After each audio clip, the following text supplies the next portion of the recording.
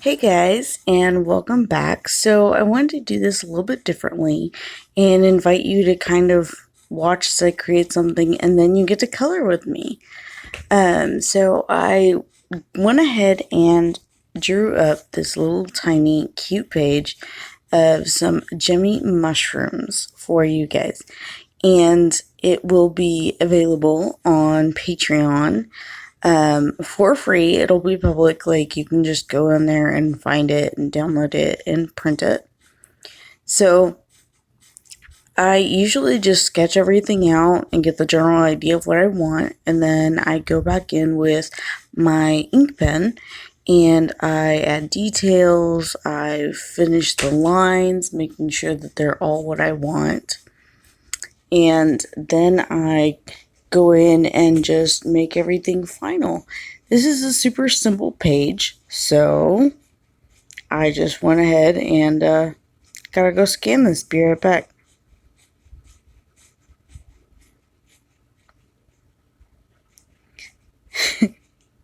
So go to Patreon/Vitruvian Art and get it because it's awesome, and then you get to color with me.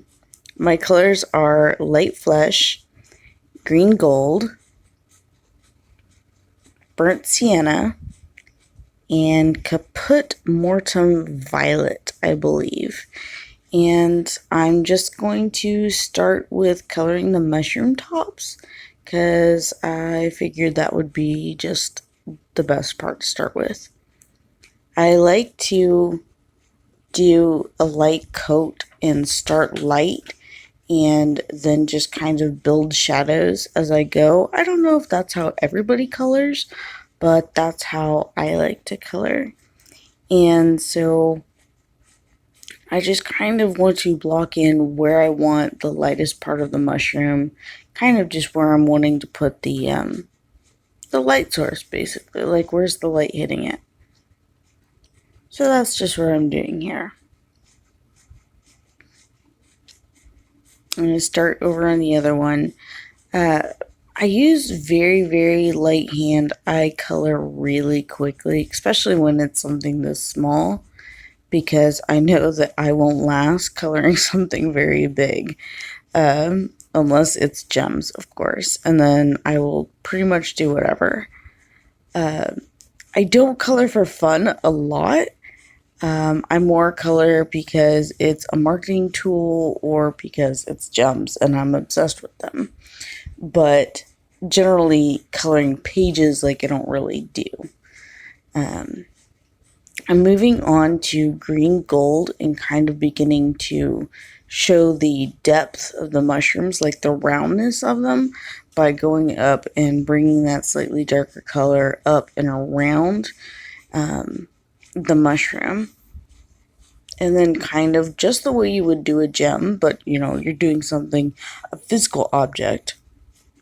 So you've got more like the stone look where you start building the shadow down further and further and further. And I like the green gold because it's such an earthy, warm tone.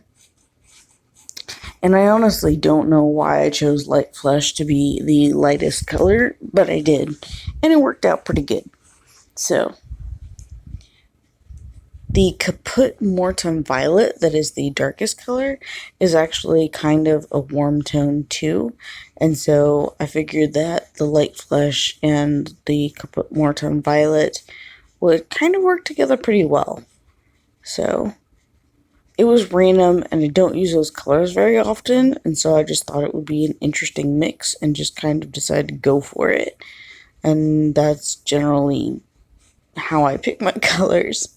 I don't think about it too much, just like kind of, well, that should look good. If not, oh well. But you're not going to know unless you try it, so you might as well try it. So as you can see, I'm just continuing to put this as the base color kind of for the rest of the mushroom tops. And then I'm going to, as soon as I'm done with that, get my burnt sienna out and continue to build the shadows. and the depth of the mushroom, the roundness of it. The farther you get away from your light source, the darker it's going to get, of course. So that's why it's so low on here. So kind of making a gradient, as you can see, just going all the way to the darkest at the bottom.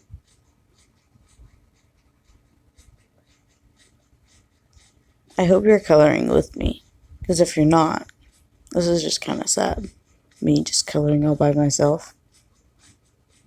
Lonely, I am so lonely.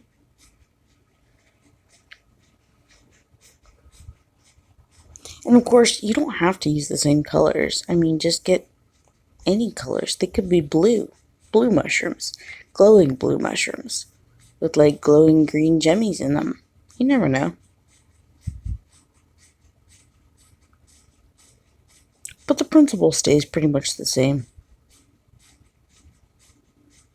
Just putting shadow wherever there isn't going to be a whole bunch of the light hitting it, and just kind of rounding the whole thing out.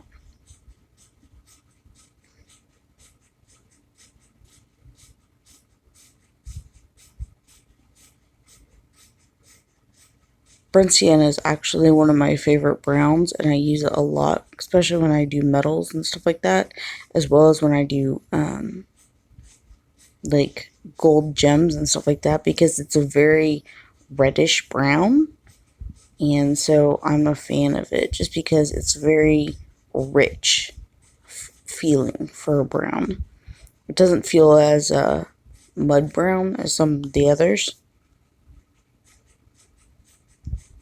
And I bring the shadow all the way up on the top there, because as the mushroom turns away from you, it will feel like it's pushing away if you get that shadow all the way up there, even where the light's hitting the mushroom. But to give it that help of a round feel, you bring that shadow all the way up there, because anything that is slightly darker is going to feel like it's receding from your eyes, and gives it that more of a depth, more of a volume to it. And I like to make things look 3D, as if we didn't already know that.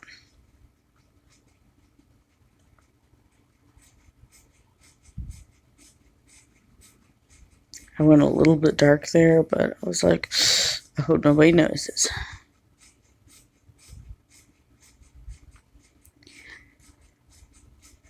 Okay, I'm going to go ahead and blend it all out now. And so I'm getting my little paper stump, cleaning it off, because I always do. And I generally don't have sandpaper sitting around, so I clean it off by like trimming it with scissors.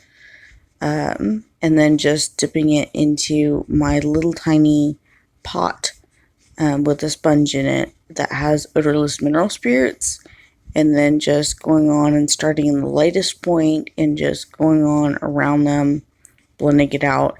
It takes absolutely nothing to do this. Like, it's barely damp. My little paper stump is barely damp, and it just, odorless mineral spirits with polychromos is just absolutely fabulous. It is my secret weapon for getting rid of all the little white spots that I don't like, and I think it brings out a much more rich tone to all the colors. I think that could be because it breaks down the binder and it moves the pigment a little bit more freely, but I could be wrong. I really don't know why, but it does, and I love the effect of it. I've heard some people complain that odorless mineral spirits or solvents or whatever take off pigment, and that they make their colorings a lot darker, or a lot less vibrant, and it makes me wonder if maybe they use too much or something, which is why mine is in a bottle with a little sponge. The sponge is the only thing that has the odorless mineral spirits. I don't dip my little paper stump into just like pure liquid, because I feel like that would be way too much. So I use it very, very sparingly because it doesn't take a lot. And that's it. I don't dip it again, even though I use it multiple times. And this is where I get out the Caput Mortem of Violet, and I go ahead and just begin to do all of the much darker shadows and just really try to build that up.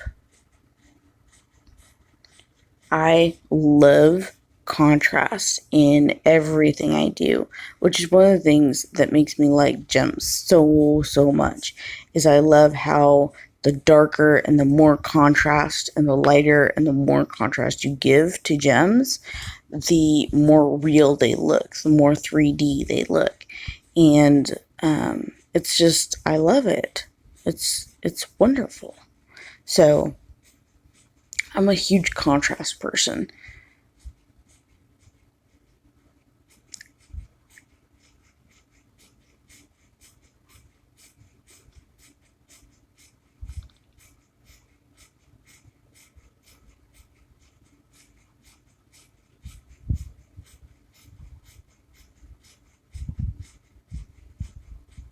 In real life, you see a lot of contrast even though you don't realize it, unless you're looking at something in order to render it, in order to make it like that on paper, basically. It's like if you look at a red scarf, you just see it as a red scarf. You don't see the blacks and the burgundies and the browns and even the purples that are in the shadows of the scarf. It just says to your brain, this is a red scarf. Kind of like that. Whereas it's like, these are brown mushrooms. You don't see that there's light flesh and Caput Mortem violet, something that's violet. You don't see that in there.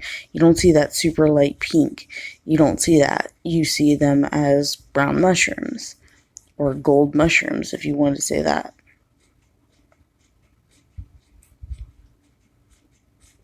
I'm going back in with the green gold and just kind of helping to blend that darker shadow back into the rest of the mushroom. And then I will be blending it out a little bit more with the paper stump, which I don't, like I said, I don't dip again. I just use it as is because there's plenty on there still. And that's just because any tiny little like blemish I want to try and get out, because I'm way too much of a perfectionist. Like I really am. It's bad.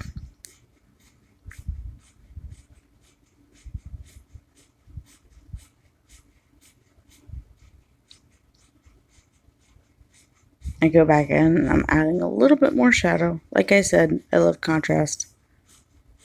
I want to get even darker than it is.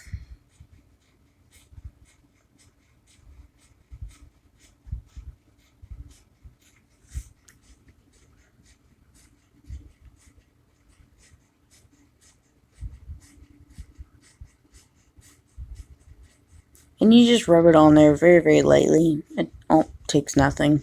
It really doesn't. But it's my favorite way to blend because it's just so seamless, smooth, and easy.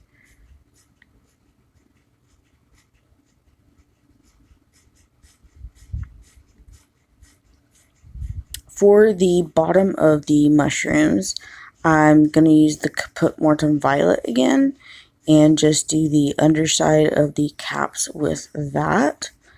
And then I grab, I believe it's Payne's Gray, and I'll show it to you in just a moment, for added shadow underneath, because it's the farther up into the mushroom cap you go, the less light there will be. And so I just want to make sure that there's really a lot more depth and dark right under the cap. So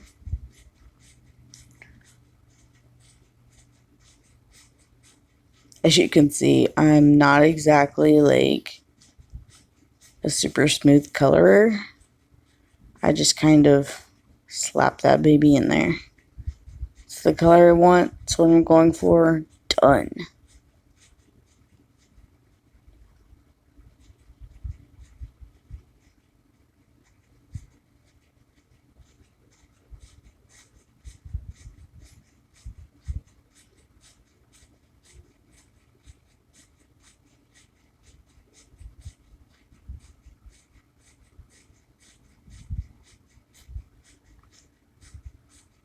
Yep, there it is. Payne's Gray, I believe. Yeah, it's the darkest one without being black, basically. So I just want to put that up there where I think it's going to be darkest, which is going to be right underneath the cap.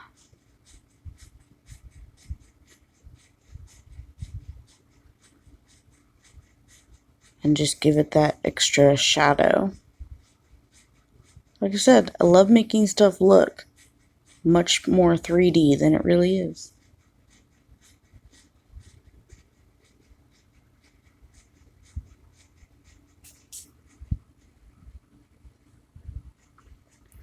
I think I got, the green gold back out so that I can get the bottom of the mushroom cap just to make it look cohesive. And if you can hear, my cat's meowing at me. Or one of them is. He's lost.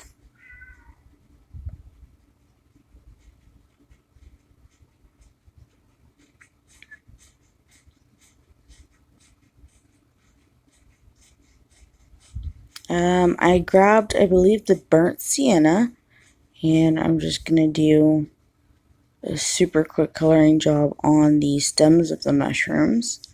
As you can see, I'm using all of the colors that I used in the mushroom cap just over and in different combinations in order to keep it very harmonious and just change it up a little bit here and a little bit there.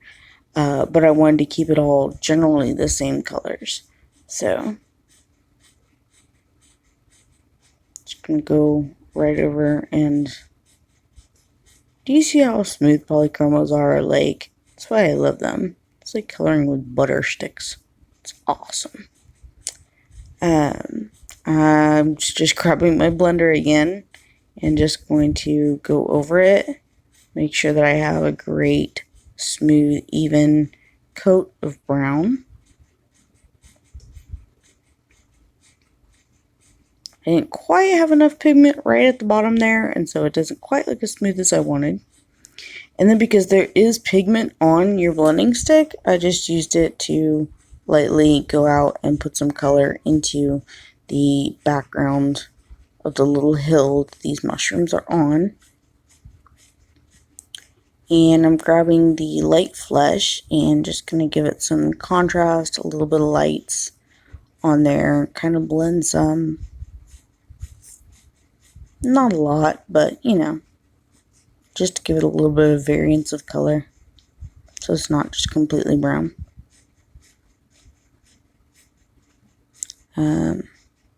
I get the Payne's Gray and I go in and make sure the shadow is complete so that the stems look like they're actually going up into the mushroom and not just slapped on top there.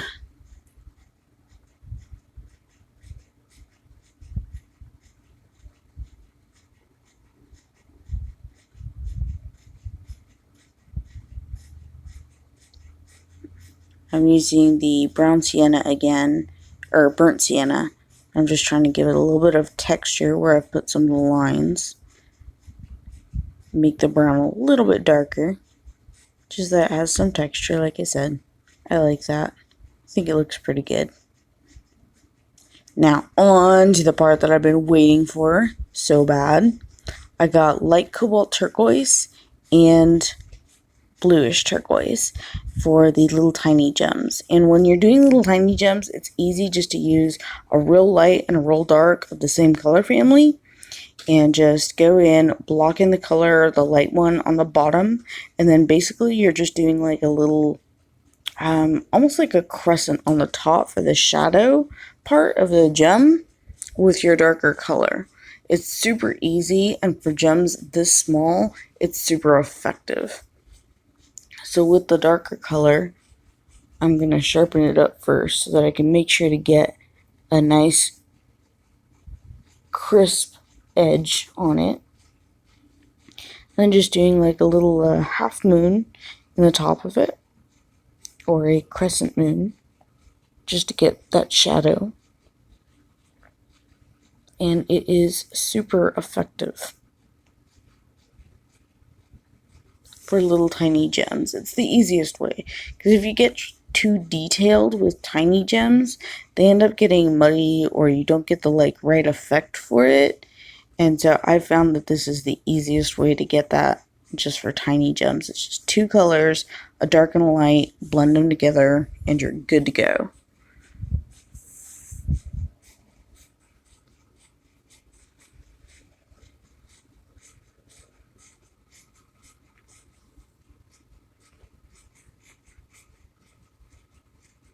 Just get that tiny bit of shadow on there. I go back with the light turquoise and the light cobalt turquoise, I should say.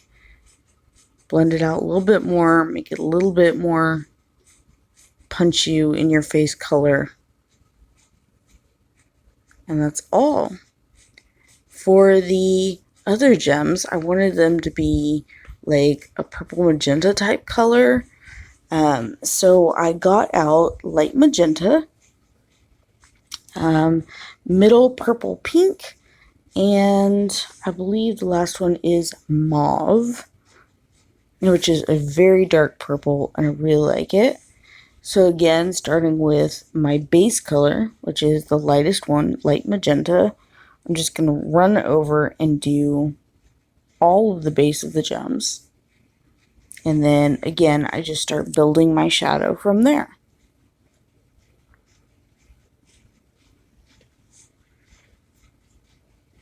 It's a lot of fun just to do gems, and I adore them, as everybody knows. Or at least you should know by now.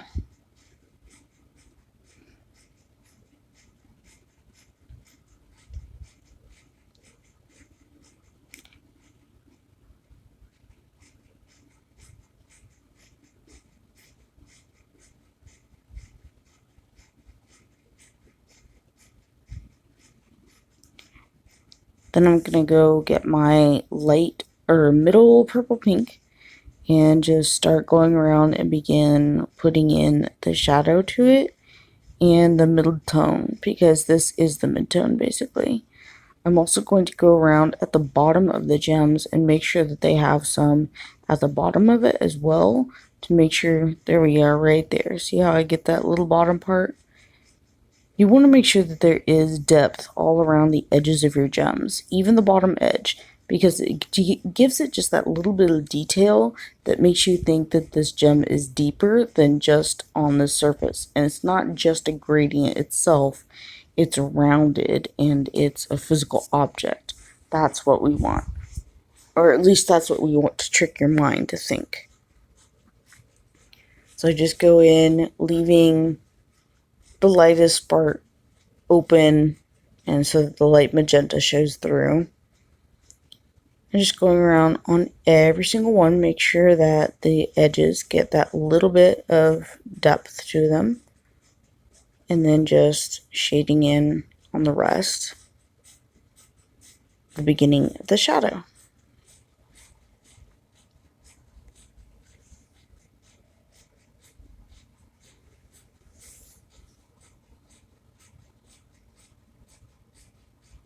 Okay, I do this for every single one of them. And this was actually a pretty quick coloring for me. I usually take my time and just really get every single little tiny detail perfect. And that's totally up to you if you wish to do that. I was just coloring because I just wanted to color. And when I'm just coloring like that, it's more of a quick thing, and but I like doing stuff that's quick but gives a really good result. So that's what I'm working on here. And because these are gems, I am going to make sure that they look good, because if they don't, then, well, I would be mad at myself. And I wouldn't stop messing with them until I felt they were right.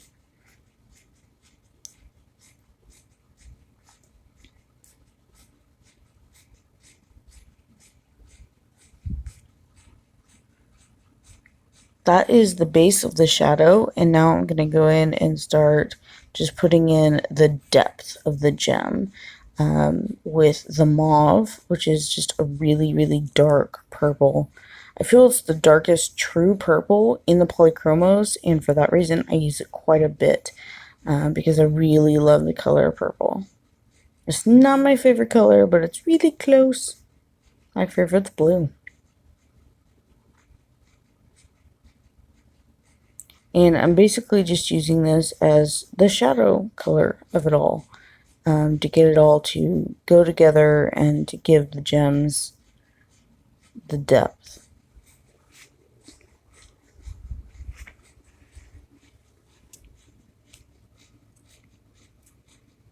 You can really start seeing it build, especially around the darkest edges that I've got up towards the top. It just seems to start receding, and with the combination of the light and the dark, it just starts kind of bubbling almost, and becoming more of a 3D object. And I just love watching them just come to life like that.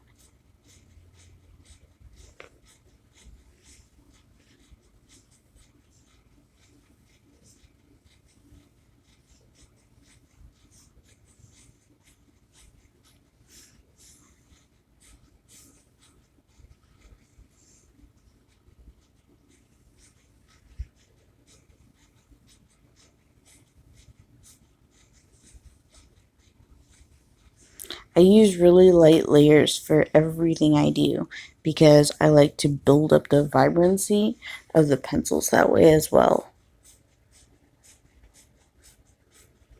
And because I love using layers, I use a light touch because I don't want to break down the tooth of the paper either.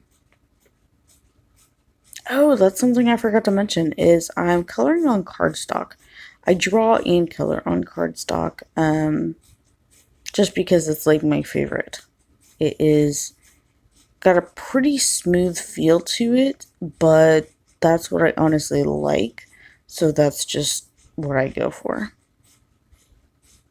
I've colored on just about everything. I've colored on black papers and tan papers, different cardstocks. I've done create space papers. I've done copy papers, and just the bright white cardstock is my favorite.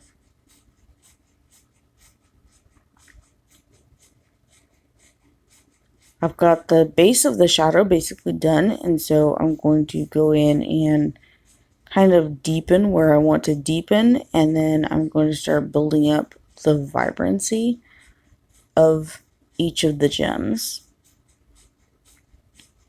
And we're almost done.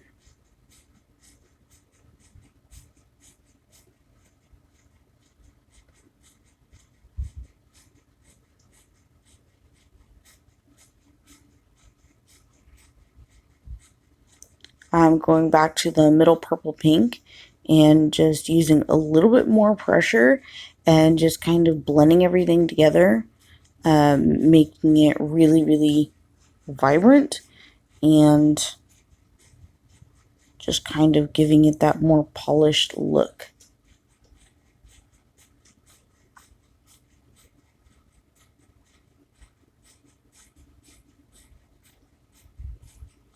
I do this a lot where I go back through with all of my colors once I've done the base and just go over them all again, because each time I'm like overlapping just a little bit of the colors in order to get them to just blend absolutely beautifully. Because I don't use a lot of blenders in my gems per se. At the very end, you'll see me blend out the reflected light with a little bit of white, but that's about it.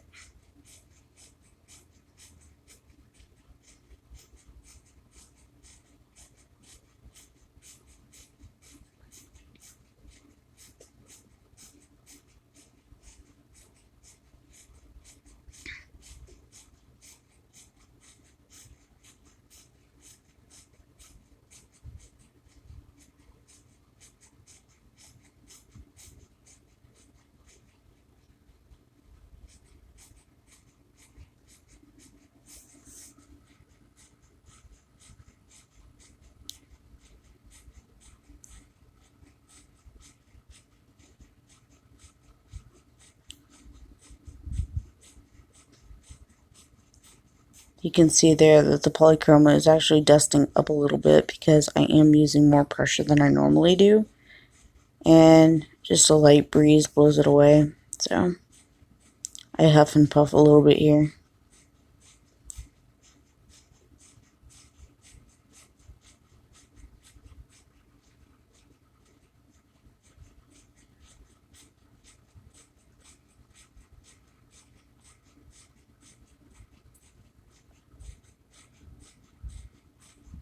And then using the light magenta, I'm just blending it all together again at the very lightest edge of all of it.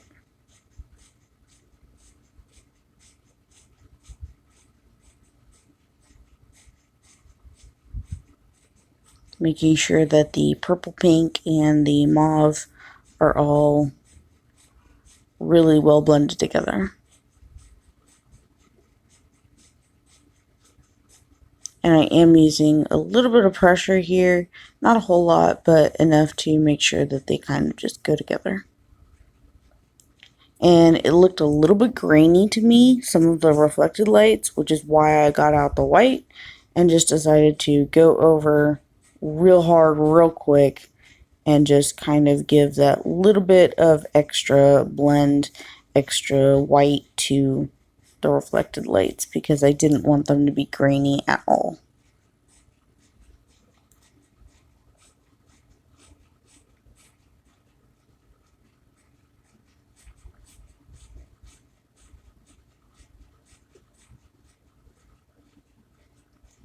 And then comes the absolute magic touch. I'm getting out my Jelly Roll gel pen, which is still my favorite for doing highlights on gems and stuff, especially when I'm doing smaller ones, because the Jelly Roll has such a very nice fine line that it works very, very well for me to have absolute control, especially with those little tiny blue gems. I'm going to need it. So I do a little bit thicker on top, and I do a very little bit of a taper, couple little dots here and there. With the tiny ones, I just try and do like a little tiny drop of white, and it's just enough. It's just enough to write on the shadow to give it the effect of the gem, and that's really what you're going for. Up here, I make that a little bit thicker, add a couple of little dots for fun. And then just do like a little tiny line, a little dot. And then again, just a dot, a little bit of line. It's more of a taper. I do like to do them in tapers rather than just lines. I feel like it gives them a little bit of weight to them. Character, I guess.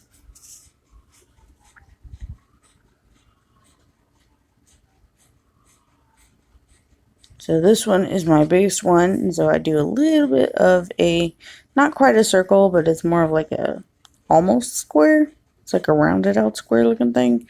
And then my little taper, as you can see, I just outline it and then go down.